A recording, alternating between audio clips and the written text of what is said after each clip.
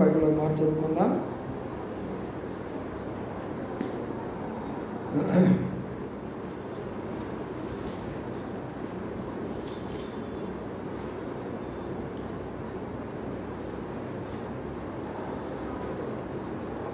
లూకాసు వార్త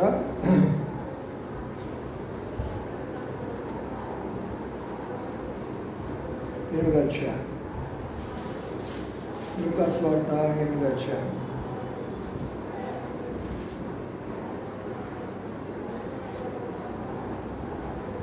ఇరవై 22వ వచనము చదువుకుందాం. 25 వరకు. లూకాసు వార్త 8వ అధ్యాయము 22 నుంచి కలిసి చదువుకుందాం. మరొక నాడు ఆయన తన శిష్యులతో కూడా అధోనికి సరసందరికి పోదామని వార్తలు చెప్పగా వారు అధోని తెలిసి బయలుదేరి వారు వెళుతుండగా ఆయన నిద్రించను.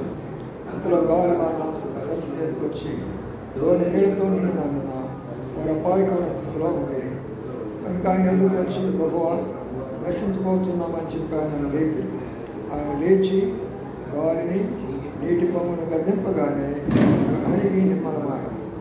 అప్పుడు ఆయన మీ విశ్వాసం ఎక్కడని వారితో అయితే వారు భయపడి ఈయన గాలికి నీళ్లకు ఆజ్ఞాపింపగా ఇవి లోపడుతున్నవే ఇవి ఎవరో అని ఒకరితో చెప్పుకొని ఆశ్చర్యపడి చదవని లేఖన భాగాన్ని ఆశ్రయించినట్లుగా ప్రార్థన చేసుకుందాం. ప్రేమల మాపలో తండ్రి నమ్మకాన్ని మా దేవానికి స్తోత్రాలు చెల్లించుకుంటున్నాం. ఇప్పటికి రాగల బిడ్డల బట్టి మీకు స్తోత్రాలు. అనేకులు రావాల్సిన వారిగా ఉంటున్నారు. ప్రభావితులు అనారోగ్య పరిస్థితులు కూడా వెళ్తుంటున్నారు. ప్రభావ వచ్చిన వారు మేము ఈ యొక్క దయగల మాటలు విని మాటలు విని మా ప్రభావం మరి ప్రార్థించుకోవడానికి మంచి సమయం దయచేయమని ప్రార్థిస్తుంటున్నాం. ప్రేమల మాపలో తండ్రి చింగల మా దేవ నమ్మకాన్ని ప్రభావాన్ని కొందనాలు స్తోత్రాలు చెల్లించుకుంటూ దాసులను కూడా జ్ఞాపం చేసుకొని కొంత సమయం వాక్యాన్ని ధ్యానించబోతుండగా సహాయం చేయమని వేడుకొని వందనాలు చెల్లించుకుంటూ యేసయ్య పరిశుద్ధనామమున స్తుతించి ప్రార్థించి కనపరిచి వేడుకుంటున్నాము తండ్రి. ఆమేన్. ఇలా మొదటి తలంపు మనం చూసుకుంటున్నాం. ఏమిటి మొదటి తలంపు అంటే ఇక్కడ ఆయన శిష్యులతో చెప్పాడు ధోనికి సరస్సు అద్దరికి పోదామని వారితో చెప్పగా ఆ ధోనిని తోసి బయలుదేరాడు. వాడు ప్రభుత్వం ఉన్నటువంటి శిష్యులు అందరూ కలిసి ఇప్పుడు బయలుదేరారు. వాళ్ళ ప్రయాణము నీటిలో గుండా పోతుంది. వారి ప్రయాణము సరస్సు అనగా నీటిలో గుండా పోతుంది వారి ప్రయాణం. అయితే వారికి ఒక ధోని కూడా ఉంది.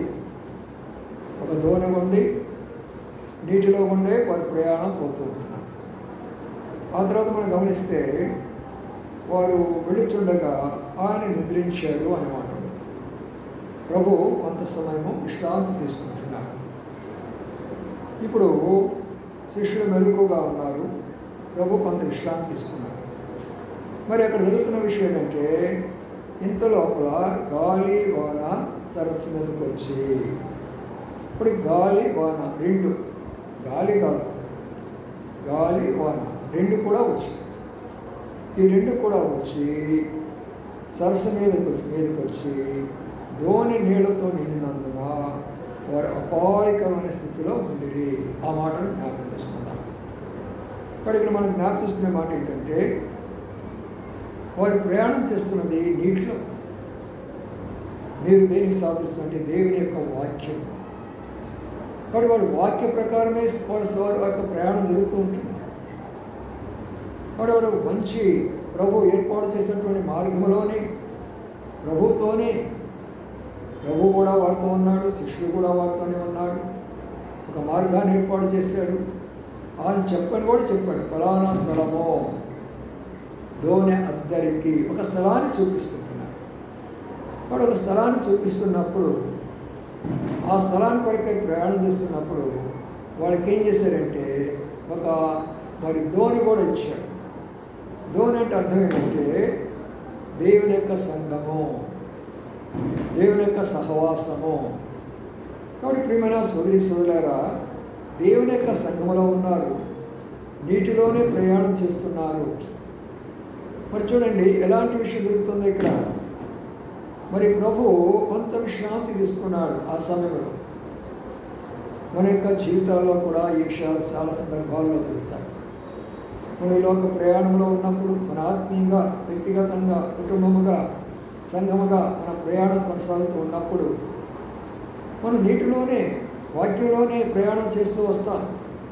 దూరంగా సహవాసం సంఘములో నుండి ప్రయాణం చేస్తూ వస్తాం.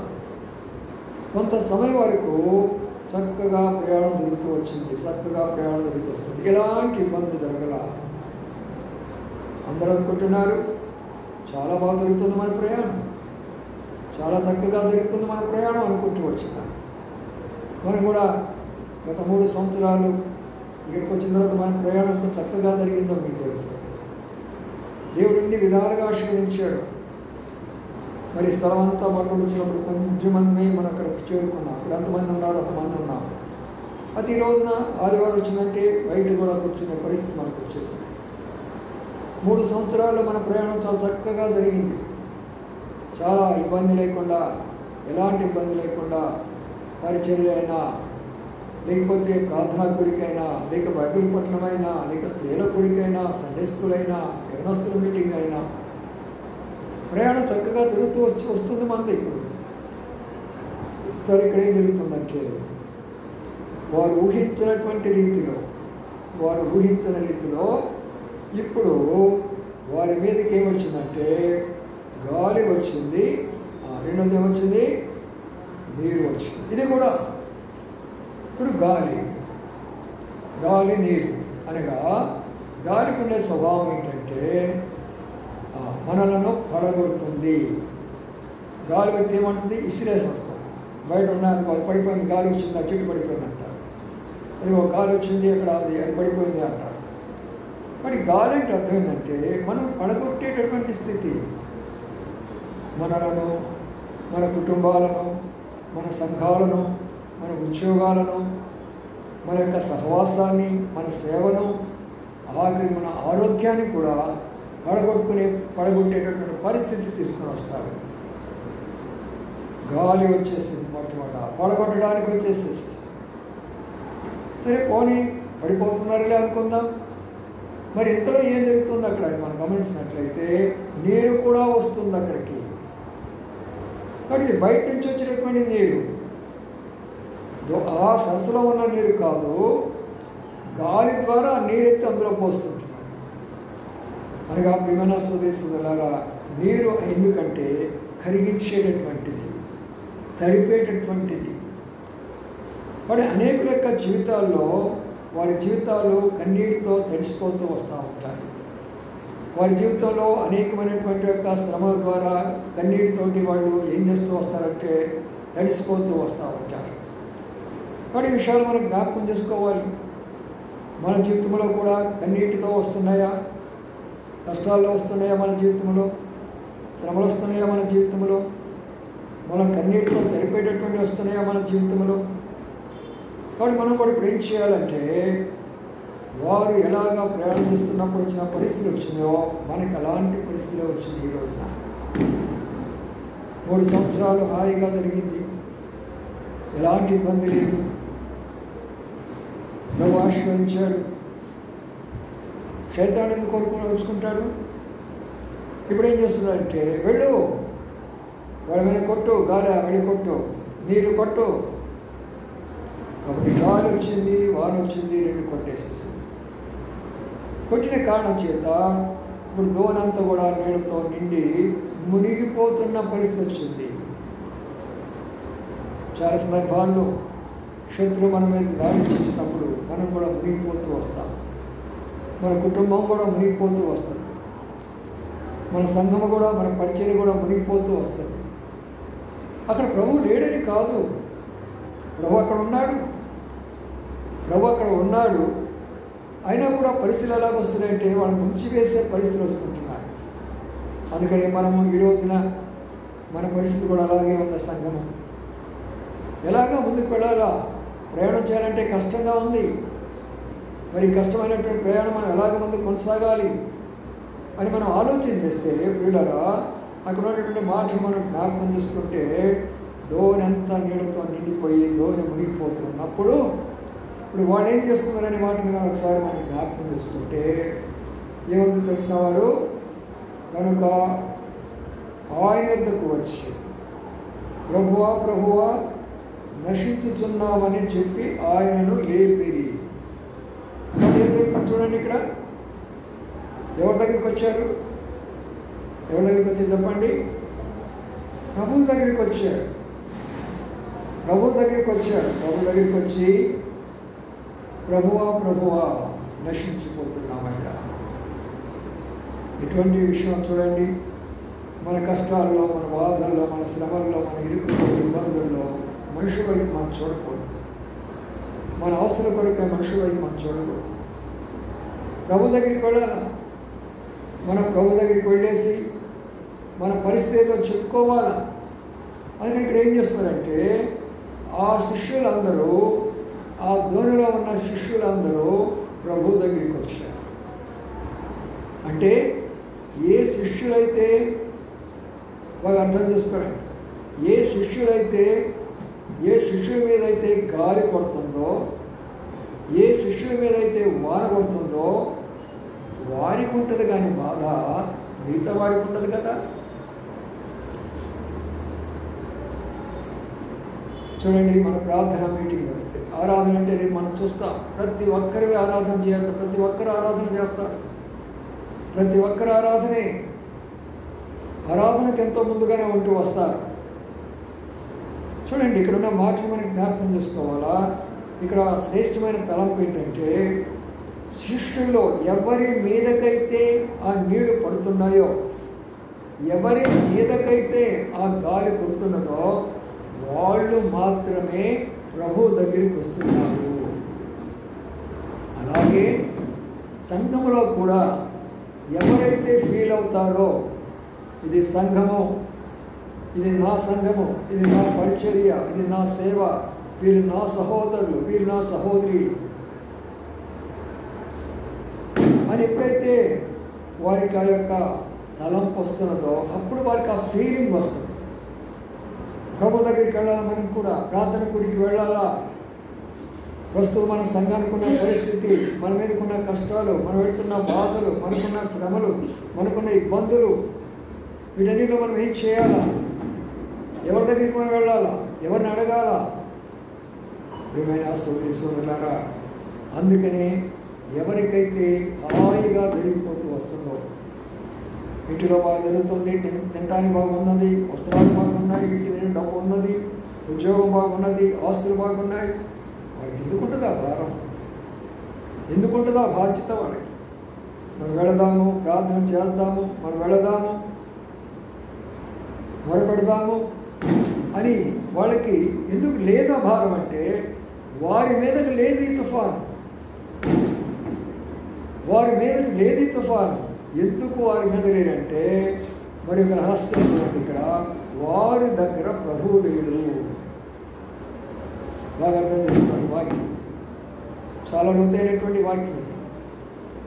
వారి దగ్గర ప్రభువు లేరు. అందుకని వారు ఏం చేశారంటే ప్రార్థన అన్నా ఏదైనా కూడా ప్రభు దగ్గరికి పర్వాలేదు, ప్రభువు దూరంగా ఉంటాం, ప్రభువు దూరంగా ఉంటాం. ప్రియమైన సోదరులారా, ప్రభువు ఎక్కడ ఉంటాడో బాగా అర్థం చేసుకోండి.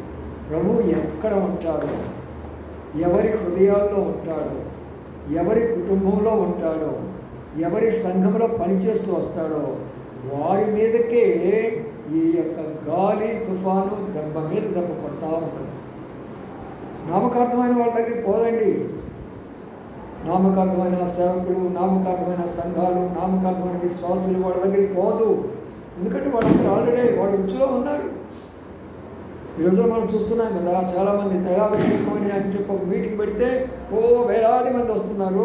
ఆ నూనెత్తి వాళ్ళ నెత్తి మీద పోస్తున్నాడు, నీకు అయ్యి వస్తుంది, ఇది వస్తుంది, దేవుడు నేను దీవిస్తాడు, నీకు నీ యొక్క ఇల్లు వెడల్పైపోబోతుంది, నేను దేవుడు ఇట్లా చేస్తాను, ఇలాంటి యొక్క కల్పన బోధం చెప్పే వాళ్ళ దగ్గర సైతాన్ని పోనే పోదు. ఎందుకంటే వాళ్ళు ఆల్రెడీ వాళ్ళందరూ నా గుప్పిట్లో ఉన్నారు. వేలాది మంది సంపాదించుకున్నాను. ఇదిగో ఇక్కడ ఉన్నారు చూడు, కొద్దిమంది ఈ పడవలో ప్రయాణం చేస్తున్నారు చూడు కొద్దిమంది, ఈ సహవాసులు ఉన్నారు చూడు కొద్దిమంది, వీళ్ళు బలమైనటువంటి విశ్వాసులు. ప్రభు వీళ్ళతో ఉన్నాడు, వీళ్ళు ప్రభుతో ఉన్నారు. వీళ్ళనే నేను దెబ్బ కొట్టాలా, వీళ్ళ మీదే నేను దెబ్బ కొట్టాలని ఒక్క దెబ్బ మీద దెబ్బ 2 దెబ్బలు కొట్టేసేసి. అప్పుడు జరిగిన విషయం ఏంటంటే నా శిష్యులందరూ కూడా ఏం చేద్దాం అని అనుకొని ఉంటారు ముందు. అయితే వాళ్ళు మంచి పని చేశారు. ఏం పని చేశారు తెలుసా? ప్రభువు దగ్గరికి వచ్చారు. ప్రభువు దగ్గరికి రావడమే కాదు, వాళ్ళు ఏం చేస్తారంటే ప్రభువును లేపుతున్నారు. ప్రభువును లేపడం అంటే అర్థం ఏంటంటే ప్రభువు అన్నీ వింటూ, ఆయనకి అన్నీ తెలుసు. తుఫాన్ వస్తుంది ఆయనకి తెలుసు, నీళ్ళు వస్తున్నది ఆయన తెలుసు, గాలి వస్తుంది ఆయన తెలుసు. కానీ ఆయన ఏం చేస్తున్నాడంటే వీడి విశ్వాసము ఎంతవరకు ఉన్నది ఆయన మనం పరీక్షిస్తుంటున్నాడు. వీడి విశ్వాసము ఎంతవరకు ఉన్నది, నిలబడతారా నా కొరకే? నేను వాడి దగ్గరే ఉన్నాను కదా, వారి ప్రయాణంలో ఉన్నాను కదా, ఆ నీళ్ళు వాడి వెనకే కదా, నా మీద కూడా వస్తున్నాయి కదా, ఆ గాలి వాడి వెనకే కాదు నా మీద కూడా వస్తున్నాయి కదా. అలాంటప్పుడు ఏమొచ్చింది? నా ప్రియమైన సోదరి సోదరులారా, ఇక్కడ లోతైనటువంటి సత్యాన్ని మనం జ్ఞాపకం చేసుకోవాలి. ఏమిటి ఆవశ్యం అంటే వాడమైనటువంటి మాట ఏంటంటే ఇక్కడ ప్రభువును లేపాలి. ఎట్లా లేపుతున్నారు? అయ్యా మేము నశించిపోతున్నాం. ఎంతోమంది ఆత్మీయంగా నశించిపోతున్నారు, కొంతమంది మానసికంగా నశించిపోతున్నారు, కొంతమంది తప్పుడు బోధన వింటూ నశించిపోతుంటున్నారు, కొంతమంది నామకార్థమైన జీవితం ఉంటూ నశించిపోతూ ఉంటున్నారు, మరి కొంతమంది శరీర బలహీనతను బట్టి ఆరోగ్యంగా నశించిపోతూ ఉంటున్నారు. ఎన్నో విధాలుగా మనం నశించిపోతూ ఉంటున్నాం ఈ రోజున. అందుకని అయ్యా మా పరిస్థితి ప్రభువు దగ్గరికి మనం వెళ్ళాలి. బాగా అర్థం చేసుకోండి. అక్కడ ఆ ధోనిలో ఉన్న వారందరూ వచ్చారు ప్రభు దగ్గర. సంఘానికి కానీ కుటుంబానికి కానీ, కుటుంబానికి సమస్య వచ్చినప్పుడు ఏం చేయాలంటే కుటుంబంలో ఉన్న భార్య, భర్త, బిడ్డలు అందరూ కలిసి దగ్గరికి వచ్చి ప్రార్థన చేయాలి. అప్పుడు మీరు ప్రభు దగ్గరికి వచ్చి ప్రార్థన చేస్తున్నప్పుడు ప్రభు మీ మొర ఆలకిస్తాడు. ఇది మరొక విషయము బాగా అర్థం చేసుకోవాలి. అదే ఒక సంఘ సమస్య వచ్చినప్పుడు సంఘస్థులందరూ కూడా ఏకీభవించాలి. సంఘస్థులు ఎందుకు ఏకీభవించలేకపోతున్నారంటే వాడు శత్రువు వాళ్ళని రానియకుండా చేస్తున్నాడు. వారు దేవుని యొక్క విశ్వాసులు ఎవరు అంటే, నిజమైనటువంటి విశ్వాసులు ఎవరు అంటే అపోస్తలుల కార్యం 2:42 ప్రకారం నిజమైనటువంటి మారు మనసు కలిగిన వారు, నిజమైనటువంటి విశ్వాసులు, నిజమైనటువంటి ఎత్తబడేటటువంటి వారు, నిజంగా పరలోకం ఉండేవాడు ఎవరు అంటే వీటిని అనుసరించేవారు. ఆదివారం వచ్చి ఆరాధన చేయాలా, ఆదివారం వచ్చి వ్యక్తిలో పాల్పొందాలా, గురువారం బైబిల్ పట్టణానికి వచ్చి వాక్యం ద్వారా విశ్వాసాన్ని పెంచుకుంటూ పోవాలా, శనివారం ప్రార్థనకు వచ్చేసి ఆ ప్రార్థనను చేసి వారి అవసరాన్ని తీర్చుకుంటూ తమను తాము పరిశుద్ధపరచుకొని ఆదివారం కొరకే సిద్ధపడాలి. ఇలాంటి వారు ప్రభు వచ్చినప్పుడు ఎత్తపడతారు, పరలోక రాజ్యంలో వాళ్ళు వెళ్తారు. అందుకనే ప్రియమైన సోదరి సోదరులారా, అందరూ వెళ్ళలేరు. ఇశ్రాయేలు దేశంలో వారు ఐగుప్తులో నుంచి 6 లక్షల మంది బయలుదేరినారు. ఒకరు కాదు, ఇద్దరు కాదు, 6 లక్షల మంది బయలుదేరారు. 6 లక్షల మంది బయలుదేరినప్పుడు కేవలము ఇద్దరు మాత్రమే అందులోకి ప్రవేశించేసేసారు. కేవలం ఇద్దరు మాత్రమే అందులో ప్రవేశించారు. అందుకనే జనసంఖ్య కాదు మనం చూడవలసినటువంటిది. ఏది మనం చూడాలా? ప్రభు యొక్క వాగ్దాన ప్రకారము మన ప్రయాణము కొనసాగాలి. అందుకనే మాట ఇక్కడ వాయబడుతూ వచ్చింది. ఎంత శ్రేష్టమైన మాట ఉందో చూడండి. ఇప్పుడు అక్కడ ఆయన దగ్గరికి వచ్చి శిష్యులందరూ వచ్చేసి లేపిన వెంటనే ప్రభు జవాబు ఇవ్వకుండా ఉండలా. చూడండి ఏముందా మాట, లూకా సువార్తలో మనం చదువుకున్న మాట 8వ అధ్యాయంలో ఆ మాట మనం చూస్తే చూడండి 24 చదవయ్యా. కనుక ఆయన ఎదురు వచ్చి ప్రభువా ప్రభువా నశించిపోతున్నామని చెప్పి ఆయన లేచి గాలిని నీటి పొంగును గద్దింపగానే అవి అడిగి నిమ్మలమయ్యాయి. చూసండి, ఇక్కడ ఉన్న మాట చూసారా? ఆయన లేచి, ముందుగా లేవలేదుగా. మరి గాలి తుఫాను వచ్చిందని నాకు తెలిసినంత మాత్రాన ఆయన లేవలేదుగా. నీళ్లు ధోనిలోకి వస్తున్నాయని తెలుసు, ఆయన లేవలేదుగా. మరి ఆ యొక్క ధోని మునిగిపోతుందని తెలుసు, ఆయన లేవలేదుగా. ఈ యొక్క సత్యాలు మీరు చాలా జాగ్రత్తగా నేర్చుకోవాలి. ఏమిటి విషయాలు అంటే, ప్రియమైన సోదరులారా, మనము ప్రభు దగ్గరికి వస్తారా లేదా అని చూస్తూ వస్తారా ఆయన. వీడు నా దగ్గరికి వస్తారా రారా, నా దగ్గరికి వచ్చి ప్రార్థన చేస్తారా లేదా, వారికి వచ్చిన కష్టం నాకు చెప్పుకుంటారా లేదా, వారి యొక్క బాధ నాకు తెలియజేస్తారా లేదా అని ప్రభు ఏం చేస్తూ ఉంటాడంటే దాని కొరకై వెయిట్ చేస్తూ వస్తాడు. అందుకని మన యొక్క జీవితంలో కూడా ఏదో నా మీదకి ఒక కష్టం వచ్చింది, ఏదో నా మీదకి ఒక బాధ వచ్చింది, ఏదో నా మీదకి ఒక పరిస్థితి వచ్చిందని వెంటనే మనం కృంగిపోతాం, వెంటనే నిరాశలో కృంగిపోతాం. అదే నేను చెప్పాను, గాలి అంటే నేను పడగొట్టేది, నీరు అంటే నేను తడిపేసేది. ఈ రెండు కూడా ప్రతి శ్వాస మీద పనిచేస్తూనే వస్తాయి. ఎవరైతే నిజమైనటువంటి శ్వాసలు ఉన్నారో, నిజమైన సేవకులు ఉన్నారో వారి మీద ఎప్పుడు దాడి చేస్తూనే ఉంటుంది శైతాను. అందుకని మనం ఏం చేయాలంటే ప్రభు దగ్గరికి వెళ్ళాలి. సంఘముగా వెళ్ళారు వాళ్ళు, అందరు శిష్యులు అందరూ వెళ్ళారు. మరి ఏది ఇప్పుడు ఈ రోజున మన యొక్క ధోని కూడా మునిగిపోతుంది, మనం కూడా ఇప్పుడు శ్రమలు కూడా వెళ్ళిపోతున్నామే. మన మందిరం యొక్క పరిస్థితి మనకు చాలా ఇబ్బందులుగా ఉన్నాయి, ఉన్న స్థలం సరిపోవటం లేదు. అదే సమయంలో మనకు స్థలం దొరకడం చాలా కష్టంగా ఉంది. ఆ స్థలమైనా కూడా మన శక్తి మించినటువంటి యొక్క ధరలో వెళ్ళిపోతున్నాయి. ఇలాంటి పరిస్థితుల్లో మనం ఏం చేయాలా, ప్రభు దగ్గరికి రావాల్సిన పని లేదనే భారం సహోదరులకి ఉండాలి కదా. అది నిజమైనటువంటి సంఘం. అప్పుడే దేవుడు జవాబు ఇస్తాడు దానికి. అలాంటి యొక్క భారం లేకపోతే ఎలాగ మరి దేవుడు మనకి జవాబు ఇస్తాడు? ప్రియమైన సోదరులారా, అందుకని ఆ మాట మనం గమనించినట్లయితే శ్రేష్టమైనటువంటి యొక్క మాట ఏమిటంటే ఇక్కడ ఆయన లేచాడు. ఎప్పుడైతే నువ్వు ఆయన దగ్గరికి వస్తాడో అప్పుడే ఆయన లేస్తాడు. ఎప్పుడైతే నీ జీవితంలో ప్రార్థనా జీవితం నేర్చుకుంటావో, కుటుంబంలో కుటుంబ ప్రార్థన కలిగి ఉంటారో, సంఘ ప్రార్థన కలిగి ఉంటారో, ప్రభు మీ దగ్గరికి వస్తాడు. ప్రభు మీ దగ్గరికి వస్తాడు. కాబట్టి ఇప్పుడు ఆయన దగ్గరికి వచ్చాడు. వచ్చిన తర్వాత ఏం చేశాడు ఆయన? ఇప్పుడు గాలిని సముద్రాన్ని ఏం చేశాడంటే ఆయన గద్దించాడు అని. రెబ్యూక్ అంటారు ఇంగ్లీష్లో. అంటే దాని అర్థం ఏంటంటే గాలి సముద్రం అంటే, గాలి వాన అంటే నీ మీదకి వస్తున్నటువంటి నిన్ను పడగొట్టేటటువంటి వ్యక్తి అయినా, శక్తి అయినా, యుక్తి అయినా, ఎవరైనా నీ కుటుంబాన్ని పడగొట్టాలని ప్లాన్ చేసినటువంటి యొక్క ఏ శక్తి, ఏ దురాత్మ అయినా, లేక మన సంఘాన్ని పడగొట్టాలన్నటువంటి ప్రయత్నం చేస్తున్నటువంటి ఏ పవర్ఫుల్ శక్తి అయినా సరే దేవుడు దాన్ని గద్దించి అవతల దూరపడేస్తాడు.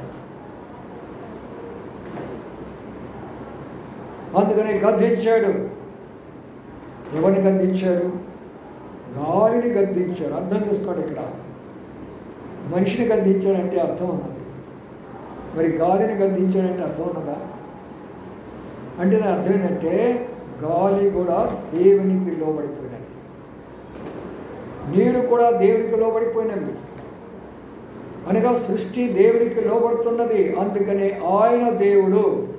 రోజుల్లో అందరూ ప్రశ్నిస్తున్నారు కదా, యేసుప్రభు ఎట్లా దేవుడు అని చెప్పమనండి. ఒకరు వర్షం పడేటప్పుడు అయ్యా వర్షం ఆగమని చెప్పండి, నువ్వు తెలిసిపోతావు. గాలి కొట్టేటప్పుడు నిలబడి గాలి ఆగిపోమని చెప్పండి, కింద పడతావు. అక్కడ ఆ శక్తి ఆయనకే ఉంది, ఆయన ద్వారానే అది ఆగిపోతుంది. అందుకని పిల్లరా, ఆయన దగ్గరికి వచ్చి వాళ్ళు ఏం చేశారంటే ఆయనను నశించిపోతున్నామని కేకలు వేసి ఆయన లేపి, అది ప్రార్థన. ప్రభా, ప్రస్తుతం మేము కూడా అలాంటి యొక్క స్థితిలో కూడా వెళుతుంటున్నా, చాలా పరిస్థితులు కూడా మేము వెళుతూ ఉంటున్నా, చాలా కష్టతరమైన పరిస్థితి కూడా మేము వెళుతూ ఉంటున్నా. మా నావ కూడా మునిగిపోయే పరిస్థితులు వచ్చినాయి. మా యొక్క ధోని అంటే మన సంఘములో ఉన్నటువంటి మనం ప్రయాణం చేస్తున్నాం. అయితే మునిగిపోయే పరిస్థితులు వస్తున్నాయి. అయితే ప్రభు అక్కడే ఉన్నాడు. ప్రభు ఎక్కడ ఉంటాడో, ఏ సంఘంలో ఉంటాడో, ఏ ధోనిలో ఉంటాడో అక్కడే కొడతా ఉంటాడు శైతానుడు. ప్రభు ఎవరి జీవితంలో ఉంటాడో, ఏ కుటుంబంలో ఉంటాడో వారి మీద కొడతా ఉంటాడు శైతానుడు. ఏది నిజమైన సేవో, ఏది వాక్యాంశమైన సేవో అక్కడ కొడతా ఉంటాడు శైతానుడు. అందుకని ప్రియమైన సోదరీశ్వరుడా, ప్రభు గద్దించేసినప్పుడు నిమ్మళమైపోయింది అని అన్నాడు. అంటే ఏమిటని అర్థం ఏమైంది? ప్రశాంతత ఏర్పడిపోతుంది. అంటే ప్రార్థన యొక్క గొప్ప రహస్యం తెలిసిన, ఎప్పుడైనా ఏ కష్టమైనా, ఏ బాధ అయినా, ఏ ఇబ్బంది అయినా, ఏ ఇరుకైనా, ఎలాంటి యొక్క పరిస్థితి నీకు వచ్చిన వెంటనే నువ్వు ఏం చేయాలంటే అది నిరాశపడి నీరు నీ మీద కొట్టినట్లుగా తెరుచుకోవాలి. లేకపోతే గాలి కొట్టినప్పుడు పడిపోయినట్లుగా అంటే నేను పడిపోయి కురిగిపోగాలి. నువ్వు చేయవలసిన పని ఏంటంటే ప్రభు దగ్గరికి వచ్చి ఆయన లేపు, ప్రార్థన ద్వారా లేపు. ప్రభువా నేను నశించిపోతున్నా, నా బిడ్డ పరిస్థితి, నా కుటుంబ పరిస్థితి, నా భర్త పరిస్థితి, మా సంఘ పరిస్థితి. అలాగా మనం ఎప్పుడైతే లేపుతామో అప్పుడు ఆయన లేస్తాడు. అప్పుడు ఆయన వాటిని గద్దిస్తాడు. ఇప్పుడు అక్కడ ఏమైపోయిందంటే నీకంత హృదయంలో నెమ్మది వస్తుందంటే ప్రశాంతత ఏర్పడిపోతుంది. నీ హృదయంతో ప్రశాంతత ఏర్పడిపోతుంది, కుటుంబంతో ప్రశాంతత ఏర్పడిపోతుంది, సంఘములు కూడా ఎంతో ప్రశాంతత ఏర్పడిపోతుంది. మరి గత దినాల్లో దాదాపుగా మనము మీకు చెప్పిన రీతిగా ఆగస్టు 15 నుంచి మన 1వ తారీఖు వరకు కూడా ప్రతిరోజు 11 గంటలకు ప్రార్థన చేయమని చెప్తూ వచ్చారు. మీరు ఎంతమంది ప్రార్థన చేస్తారో తెలియదు, కానీ మేము మాత్రం కంపల్సరీగా ప్రార్థన చేస్తూ వచ్చాం. ప్రతిరోజు ప్రతి కుటుంబం కొరకై, సంఘ అవసరం కొరకై, స్థలం కొరకై ప్రార్థన చేస్తూనే ఉన్నాం.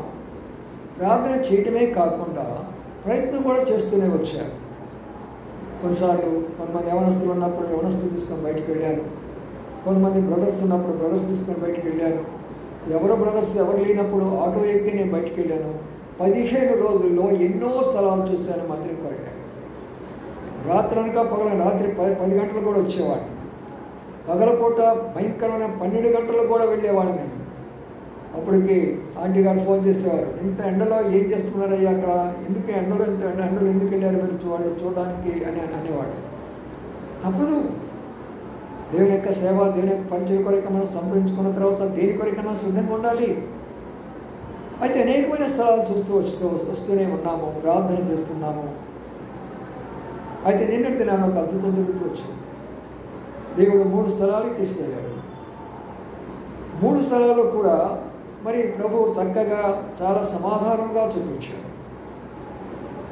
3 స్థలాల్లో కూడా చాలా మంచిగా, అనగా ఎలాంటి ఇబ్బంది లేకుండా చూపిస్తూ వచ్చాడు. అది ఇప్పుడు 3 స్థలాల్లో మనం ఏది ఏర్పాటు చేసుకోవాలా? అందుకని ఇప్పుడు ప్రార్థన, దాని విషయంలో ప్రార్థనలో చేయమని చెప్పాను, ప్రార్థన కూడా చేస్తున్నాను. నేను మన బాబు అకుల మేమిద్దరం కలిసి ఇక్కడే ఒక స్థలం అవుతుందండి, మరి అక్కడ నాయుడుపాడు కూడా వెళ్ళాం. మరి మిమ్మల్ని ఎన్నడూ ఊహించరా, నాయుడుపాటులో కూడా అలాంటి మంచి స్థలం మన సుభద్రమ్మ గారి లైన్ ఈ చివరిలోకి వస్తుంది. అది చాలా మంచి స్థలం ఉంది. వారు కూడా మరి మంచిగానే ఆ ప్రాంతం అంతా కూడా మనకి తెలిసినటువంటి వాళ్ళు, మనం సేవ చేసేటటువంటి ఏరియా అదంతా కూడా అది చూసినప్పుడు కూడా మాకు చాలా సమాధానంగానే ఉంది. అక్కడ నుంచి మళ్ళీ సెయింట్ ఆన్స్ దగ్గర తీసుకుని వెళ్ళారు. అక్కడ మంచి స్థలం ఉంది, చాలా చక్కని స్థలం ఉంది. మరి అది కూడా చాలా చక్కగానే నెమ్మదిగా అక్కడ ఉన్న వాళ్ళు కూడా బాగుంటున్నాయి అని వాళ్ళు చెప్తూ వచ్చారు. అది సమాధానం ఉంది. అతను ఇటువైపు ముత్యాల నగరం వైపు ఇటువైపు తీసుకొని వెళ్ళారు. అక్కడికి వెళ్ళి చూస్తే అది కూడా చాలా మంచిగానే కనబడుతూ ఉన్నది.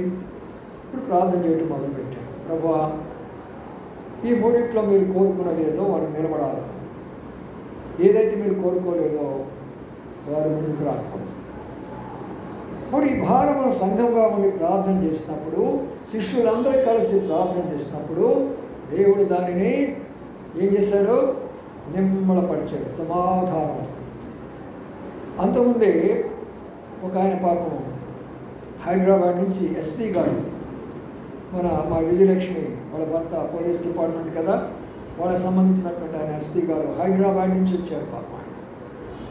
ఆయన హైదరాబాద్ ఎస్పీగా పనిచేస్తారు. కానీ వాళ్ళ స్థలమే ఇక్కడెక్కడో ఉన్నది. ఆ స్థలము మరి ఈయన కనుక్కుంటే మా స్థలం ఉంది మరి అనరావు, మరి మేము వచ్చేవాడిని నీకు చూపిస్తానంటే మరి ఆయన పాప హైదరాబాద్ నుంచి వస్తే ఆయన మన వెంకటరావు గారు నేను కలిసేసి మరి ఆ స్థలం కూడా చూస్తూ వచ్చాం. కానీ అది చిన్న స్థలము, సరిపోదు. ఆ రకరకాలైనటువంటి చుట్టూ హిందువుల యొక్క పరిస్థితి కూడా అక్కడ ఉన్నది.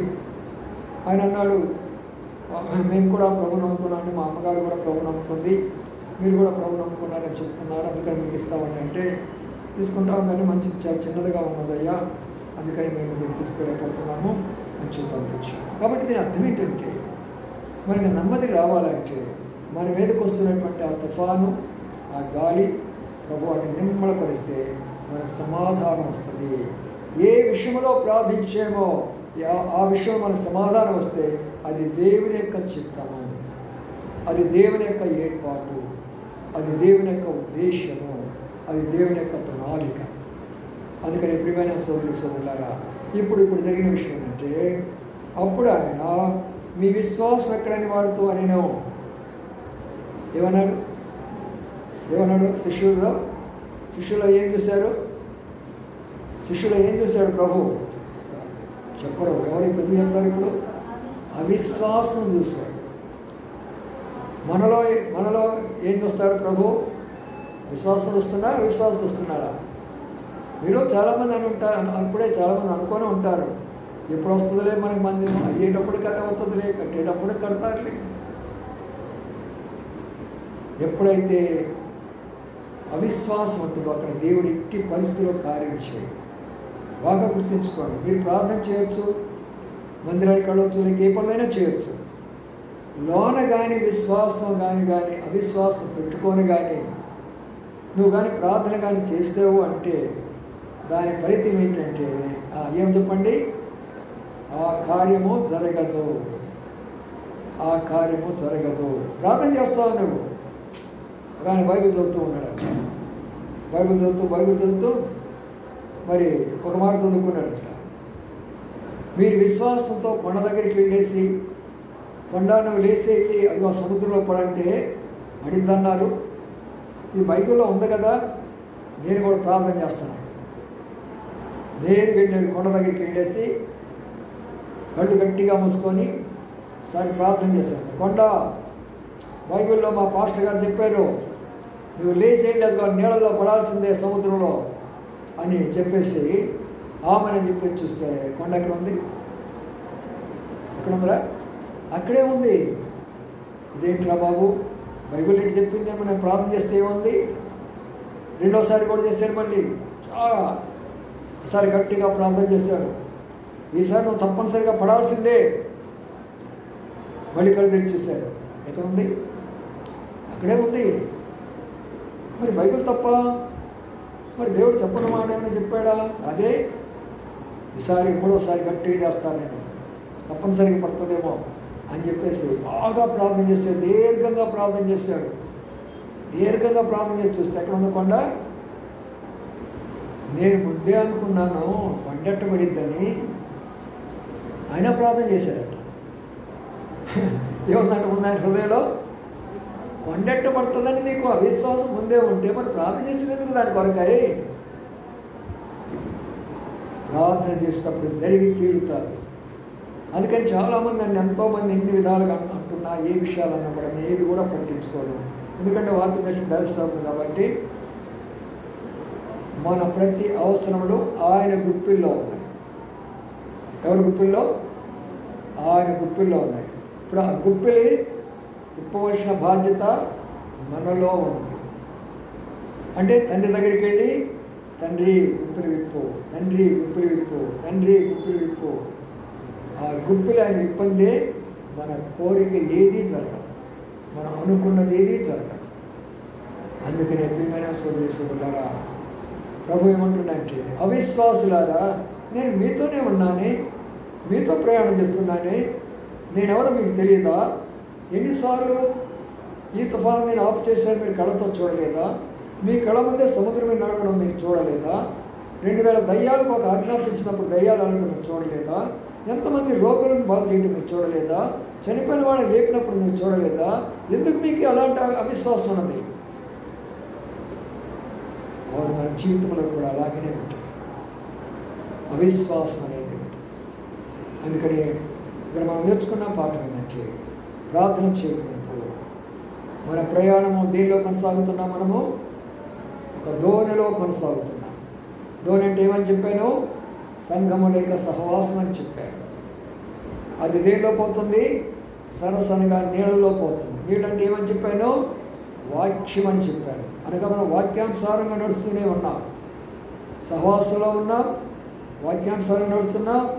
అయినా కూడా ఏం జరిగింది? గాలి వాన రెండు వచ్చేసి దోణిలో నింపి వేసేసి. అంటే దాని అర్థం ఏంటి? గాలి వచ్చిందంటే గాలి కాదు, మనం పడగొట్టే పరిస్థితులు, మనం దుఃఖపరిచేటటువంటి పరిస్థితులు మన మీదకి వచ్చినాయి. అందుకని మనం ఇప్పుడు మునిగిపోతున్నామా? మునిగిపోకూడదు. ప్రభువా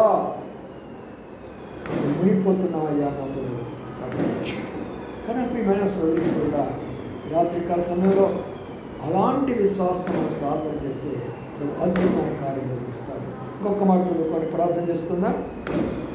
ఇంకొక మాట చదువుకుందాము.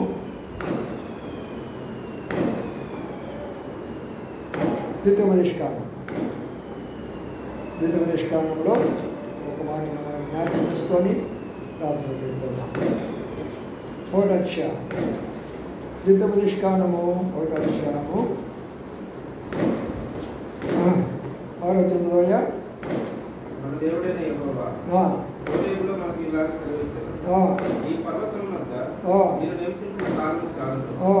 మీరు తిరిగి ప్రయాణమై అమోరీయుల మన్యములకు, అరాబాలోను మన్యములోను, లోయలోను, దక్షిణ దిక్కున సముద్రములలోను, స్థలములన్నిటికీ, కనాను దేశమునకు, లెబనోనుకును, మహానది అయిన యూఫ్రటీస్ వరకు వెళ్ళి, ఇదిగో ఆ దేశాన్ని మీకు అప్పగించింది. చాలు. చూడండి, ఇక్కడ ఇశ్రాయేలుతో మాట్లాడుతూ ప్రభు ఏమన్నాడంటే, ఏమన్నాడా చూడ మనం చదువుకున్న మాట, మీరు ఈ పర్వతం వద్ద మీరు నివసించిన కాలము చాలును. కాబట్టి వారందరూ కూడా ఒక స్థలంలో, ఒక ఏరియాలో నివాసం ఏర్పాటు చేసుకున్నారు. అయితే తగిన సమయం వచ్చినప్పుడు ప్రభు అనేకమైన స్థలాలు చూపిస్తుంటున్నాడు. ఇక్కడ అనేకమైన స్థలాలు చూపిస్తున్నాడు. ఇదిగో పలానా దగ్గర యూఫ్రటీస్ ఉంది, పలానా దగ్గర ఆ నది ఉంది, పలానా దగ్గర ఆ లోయ ఉంది, పలానా దగ్గర కొండ ఉంది.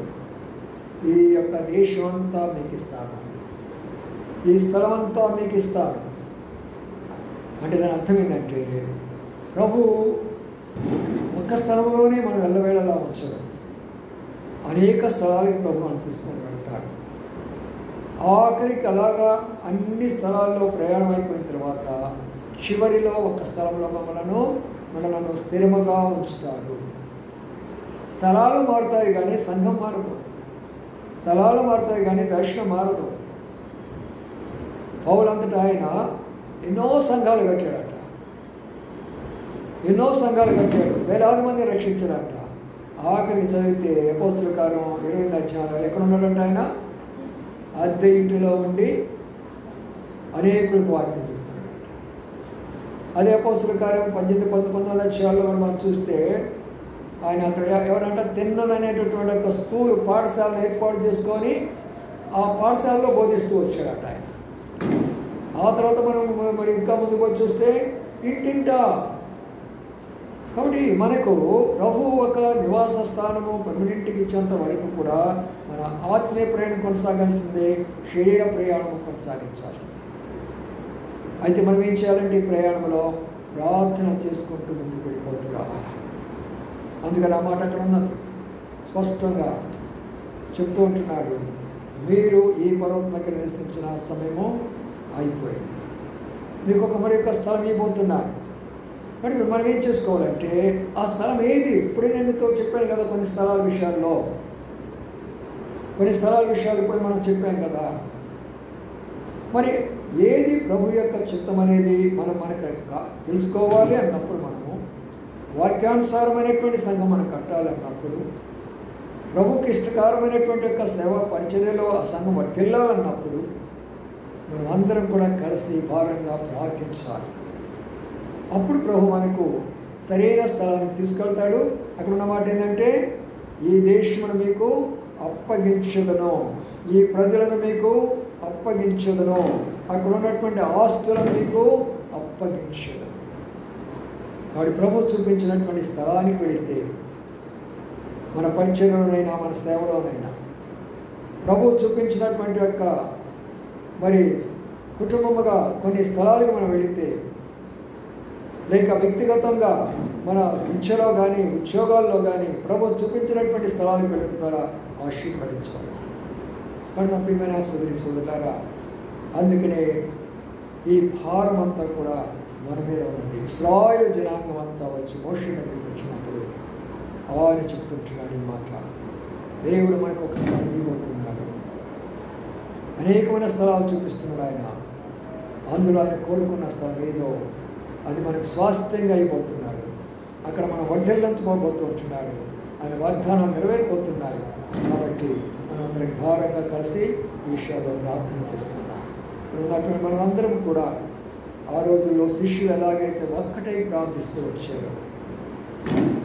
పేతురు ఒక్కడే పరిగెత్తల, ఇక యోహాను ఒక్కడే పరిగెత్తల, యాకోబు ఒక్కడే పరిగెత్తల, అందరూ వచ్చారు ఒకసారి. ఆ భారం సంఘానికి ఉండాలి. మన సంఘం యొక్క దర్శనం ఏం చేస్తాము? వాక్యం వింటారు, ఎంతగానో భారంగా వాక్యం చెప్తాను, ఏబిసిలు లాగా అన్నీ నేర్పిస్తాను మీకు. దేవుడు నాకు ఇచ్చిన ఆ కృపను బట్టి, ఆ వరాన్ని బట్టి మీకు తెలియని విషయం లేదు. ప్రతి చిన్న విషయాన్ని వాక్యానుసారంగా నేర్పిస్తాను. ఆయన కొందరు లోబడుతున్నారు, కొందరు లోబడలేకపోతున్నారు. లోబడని కారణం చేత ప్రభు తన కార్యాన్ని ఆలస్యం చేస్తుంటాడు. అందుకని కొంత సమయం ప్రార్థనలో పెట్టుకుందాం. వాక్యమైన అనుభవంలో శిష్యులు ఎలాగైతే, అయ్యా మేము ప్రయాణంలో నశించిపోతున్నాం, ధోనిలో ఉన్నాము, అనుకోకుండా మాకు ఇలాంటి పరిస్థితులు వచ్చినాయి. కాబట్టి ఈ పరిస్థితుల మధ్యలో మనం ఏం చేయాలంటే ప్రభువు మనము అడగాలి. కాబట్టి మనం ప్రార్థన చేసుకున్నాము. అందరూ మోకాళ్ళ వెనుక రండి, కళ్ళు మూసుకోరండి. కొంత సమయం ప్రార్థనలు పడుకొని మన యొక్క ఉన్నటువంటి వాళ్ళు మనం పరీక్షించుకున్నాం. రేపటి దిన ప్రభు దినము. ప్రభు దినం కొరకై వారం దినాల్లో ఎక్కడెక్కడ అపవిత్రపరచబడ్డాము, మాటలోనా, చూపులోనా, తలంపులోనా, ఆలోచనలోనా, క్రియలోనా, ఏ స్థలాల్లో ఏ విధాలుగా మనం అపవిత్రపరచబడ్డామో వాటిని మనం ఏం చేసుకున్నామో ప్రభు దగ్గర క్షమాపణ కోరుకొని పరిశుద్ధపరుచుకున్నాం మొట్టమొదట. రెండవదిగా మన కుటుంబ అవసరాలు ఏమన్నాయో వాటి కొరకే మనం ప్రార్థన చేసుకుందాం. మూడవదిగా రేపు జరగవలసినటువంటి పరిచర్య, దేవుని యొక్క వాక్య పరిచర్య మరి ఎలాగ జరిపించాలో రేపు కొంచెం కాంప్లికేటెడ్గా ఉందో మనకు. రేపు ఉదయకాలం వారు 9:30కి ఇక్కడ ఆరాధన ప్రారంభిస్తారు. అలాంటప్పుడు వాళ్ళు ఆరాధన అయ్యేటప్పటికి 12:30 అట్లా అవుతుంది వాళ్ళు కూడా. ఇక మనము 1:30 గంటల మన ఆరాధన ప్రారంభించుకోవాలి. హైదరాబాద్లో కూడా మరి ఆ సందర్భాల్లో చూస్తూ వస్తాము. మధ్యాహ్నం శిక్షణ పెడుతూ వస్తారు, 2 గంటల నుంచి పెడుతూ వస్తారు. మరి అలాగా కొన్ని సందర్భాల్లో ప్రభు మనకు అనుమతిస్తూ ఉంటాడు. కాబట్టి మరి ఈ విషయాల్లో ఎలాగ మనం ముందు కొనసాగాల, ఈ లోపలే ప్రభు మనకు సహాయపడితే త్వరగా ఆ స్థలాన్ని నిర్ణయించుకొని మరి ఇప్పుడు వాళ్ళు దాన్ని మనం చూసి వచ్చాము, మాట్లాడుతున్నాము, ఈ విషయాలు వాళ్ళు డిస్కస్ చేసుకొని మనం చెప్తామన్నారు. కాబట్టి ప్రభు వాళ్ళలో మంచి మనసు ఇచ్చేసి ప్రభు కోరుకున్న స్థలాన్ని వాళ్ళు మనకు ఫోన్ చేసి పిలిచి ఇస్తే చక్కగా అది ఏర్పాటు చేసుకోవడానికి బాగా ఉంటుంది. అందుకని విషయాలు గుర్తుపెట్టుకొని ప్రార్థించండి. మధ్యలో ఆయా అవసరాలు వస్తాయి కాబట్టి వారి కొరకే చెప్తూ వస్తాను, వారి కొరకే ప్రార్థిస్తాను. రండి ప్రార్థిస్తాము. అందరూ కూడా మోకాళ్ళకి వచ్చి చెప్పిన విషయాలు ఒకరితో గుర్తంగా దగ్గరగా అందరూ కూడా ప్రార్థించేవారు కాబట్టి ఇతరులు కూడా మనం అవకాశము ఇద్దాము. మొరపెట్టు మోగ్రాహ్యము కాని సంగతులు, మొరపెట్టు మోగ్రాహ్యము కాని గొప్ప సంగతులు, మరియు ఘోరమైన సంగతులు దేవుడే తెలుపు, మరియు ఘోరమైన సంగతులు దేవుడే తెలుపు. నీతిమంతుల ప్రార్థన దేవుడాలకించును,